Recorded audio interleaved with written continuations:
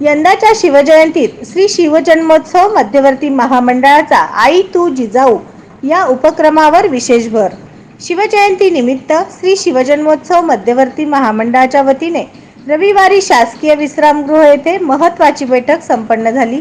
या बैठकीत आई तू जिजाऊ या उपक्रमावर मध्यवर्ती महामंडळाने विशेष भर दिला असून शिवजयंती मनामनात, शिवजयंती घराघरात साजरी होण्यासाठी प्रत्येकाने योगदान द्यावे असे आवाहन मध्यवर्ती महामंडळाच्या वतीने करण्यात आले आहे. यंदा पाळणा सोहळ्याच्या कार्यक्रमासाठी जिल्हाधिकारी कुमार आशीर्वाद हे आपल्या कुटुंबासह उपस्थित राहणार आहेत. या कार्यक्रमास विशेष उपस्थिती तानाजी मालुसरे यांच्या वंशजातील शीतल मालुसरे व त्यांचे चिरंजीव रायबा मालुसरे, सिंदखेड राजा राजामाता जिजाऊ यांच्या 16वे वंशज संगीताराजे शिवाजीराजे जाधवर, कोल्हापुरातील शिवव्याख्याते दीपकराव करपे, त्यांच्यासोबत पालिका आयुक्त शीतल तेली उगले हे देखील उपस्थित राहणार आहेत. यंदाच्या शिवजयंती दरम्यान शस्त्र प्रदर्शनाचे आयोजन करण्यात आले आहे. तसेच शहरातील विविध ठिकाणाहून येणाऱ्या महिला भगिनी शिवभक्तांसाठी वाहनाची स्वतंत्र व्यवस्था करण्यात येणार आहे. यावेळी शासकीय विश्रामगृहात उपस्थित महिला भगिनींनी पाळणा सोहळ्याच्या पार्श्वभूमीवर जो जो रे बाळा जो जो रे हे सुंदर गीत सादर केले. आयोजित पाळणा सोहळ्यासाठी सालाबादप्रमाणे यंदाही हजारोंच्या संख्येने महिला भगिनींनी जिजाऊंच्या वेशभूषेत सहभागी व्हावे, पारंपरिक पोशाख परिधान करण्याचे आवाहन केले. छत्रपती शिवाजी महाराज मूर्ती प्रतिष्ठापनेस शिवभक्तांनी मोठ्या संख्येने उपस्थित राहावे असे आवाहन बैठकीत पुरुषोत्तम बर्डे, राजन जाधव, माऊली पवार यांनी केले आहे.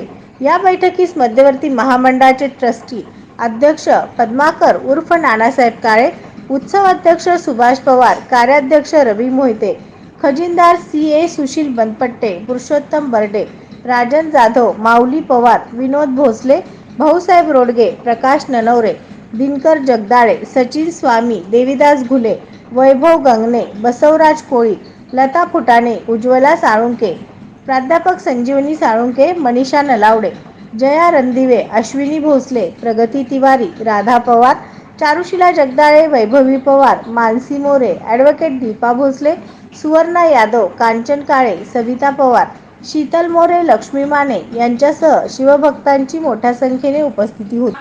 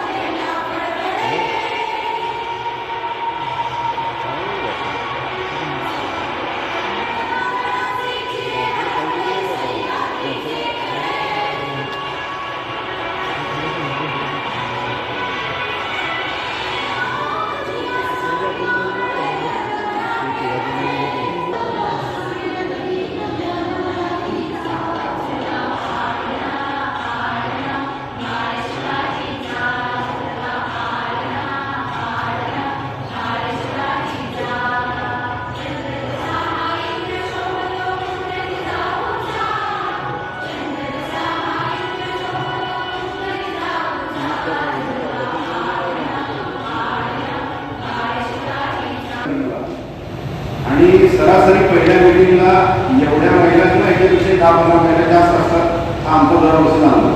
पण ज्या वेळेला शिवजन्मोत्सव 18 तारखेला रात्री शिवाई चौकात असतो, त्यावेळेला कमीत कमी 50,000च्या खाली जर महिला येत नाहीत असा अनुभव गेल्या 3 वर्षात. मग या महिलांपर्यंत आपल्याला पोहोचायचं. महिलांना ज्या गेल्या वेळेला 50,000 महिला उत्सवाला आलेल्या आहेत त्यांना माहीत आहे की 18 तारखेला आपल्याला शिवजन्मोत्सव महोत्सवाला जायचं आहे आणि त्या कार्यक्रमाचं नाव आहे आई तू जिजाऊ. आणि त्यावेळेला शहीदांच्या पत्नीकडनं, शहीदांच्या माताकडनं आणि जे मोठे अधिकारी महिला आहेत त्यांच्याकडनं आपण कार्यक्रम घेतो. गेल्या 4 वर्षात आपल्याला कुठल्याही महिलांनी कुठल्याही प्रकारचा एवढ्या महिलांनी कुठलाही त्रास झालेला नाही. आता मगाशी ताईंनी सांगितलं की दर्शनाला म्हणजे वर येतं तर त्याला पोलिसांची परमिशन नाही. एकच गोष्टी आणि रात्रभर जर 35,000 बायका 40,000 बायका वर चालल्या तर 19ला छत्रपती शिवाजी महाराजांची भव्य मिरवणूक असते आणि त्याला परत सकाळपासून पोलीस बंदोबस्त असतो. त्यामुळे गेल्या वेळेला आपण दर्शन जे घेतले ते थांबलं त्यावेळेला विनंती आहे.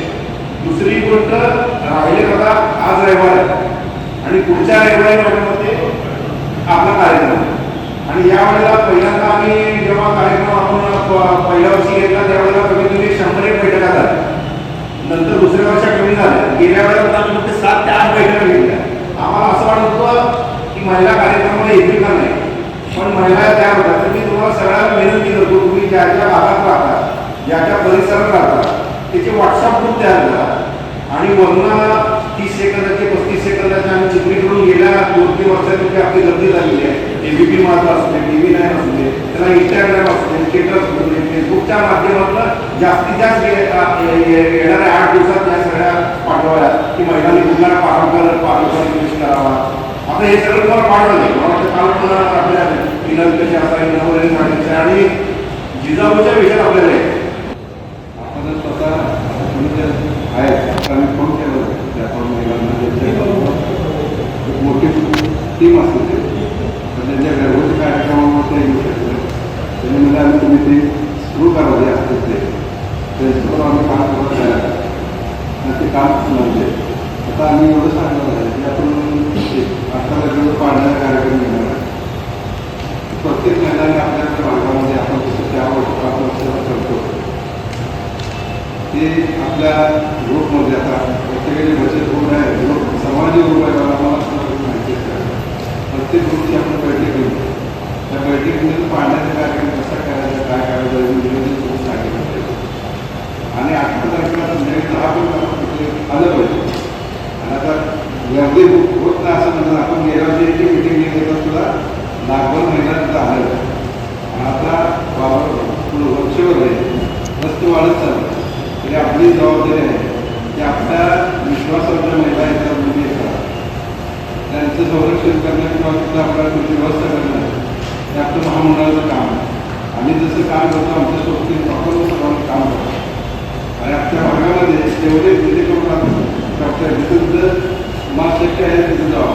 तिथं महिला जास्त असते तिथं आपले जे पदाधिकारी असते मला वाटतं तुम्हाला बोलायचं असतं तिथं बाबा आपण त्या कार्यक्रमानंतर आपण त्यांना सूचना देऊ. आपण आपला कसा कार्यक्रम ते सांगतो आणि आता तुम्ही फिरत असताना आम्ही सुद्धा महामंडळ प्रत्येक ठिकाणी परंतु मी स्वतःकडे गेल्या वर्षी आणि आमचे सर्व बांधव त्या ठिकाणी होते की ताई पुढे इकडे मागे सरकवायला हवं, काही त्यांना पुढे इकडे जायला सांगा. तर आपण त्याप्रमाणे नियोजन केले आहे. आपण नेहमी ठरवलेलं होतं की कुणीही गडबड गोंधळ करायचा नाही.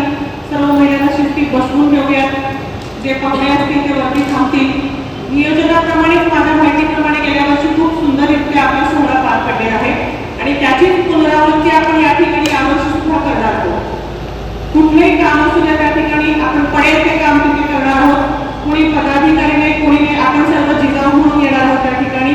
तर आपण त्या ठिकाणी सर्वजण शिस्तीचं पालन करून याही वर्षी न भूतो न भविष्यती असा सोहळा साजरा करूया आणि पुन्हा एकदा जगाला दाखवून देऊया की छत्रपतींचं राज्य करण्यासाठी किंवा येण्यासाठी या सोलापूरमधील मावळे आणि जिजाऊ किती झटतायत आणि किती व्यवस्थितपणे काम करतायत. कुठे शिस्तीचा त्या ठिकाणी मोडली जात नाही, शिस्तीचं पालन केलं जात आहे याचा एक आदर्श वस्तुपाठ आपण पण घालून देऊया आणि अतिशय आनंदाने आपण हा सोहळा साजरा करूया. नवनवीन बातम्या पाहण्यासाठी SB न्यूज चॅनलला लाईक करा, शेअर करा, सबस्क्राईब करा.